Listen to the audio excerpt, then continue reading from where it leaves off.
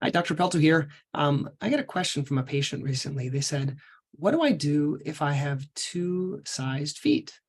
And you might not know this, but this is quite common. Patients have one foot that's larger than the other, or they could have a problem on the foot, such as a bunion or a hammer toe, or even have a previous amputation, and one shoe might be a little bit smaller or a little bit larger.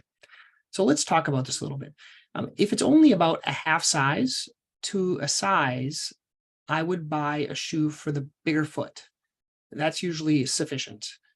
If that gets beyond a size to a size and a half, then you may have to do two different size shoes. Well, what do you do if you have to get two different size shoes? Well, I guess the simplest thing would be to buy two pairs of shoes, but that can be expensive. There are a couple of websites that have some good options for you. The most common one would be Zappos by Amazon. They have mismatched pairs. So you can buy a size 5 and then buy a pair, like a left and 5 in the left and a 7 in the right. That's one of the options. Some stores like Nordstrom's, some higher end shoe stores also can buy mismatched pairs.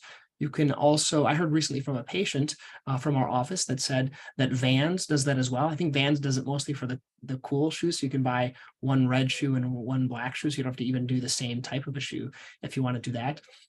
So you might want to look around and ways to get mismatched pairs of shoes. I also know that some diabetic shoe providers like Dr. Comfort, similar ones like that, they offer mismatched pairs. Because basically someone might have let's say a foot amputation on one side and do a prosthetic on one side and then a shoe on the other side. So those are some of the options.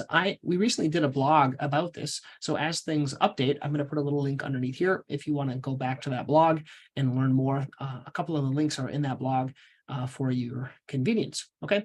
Once again, if you have any other questions, please post them underneath this video and I'll try to answer them as I can. Okay. Thanks.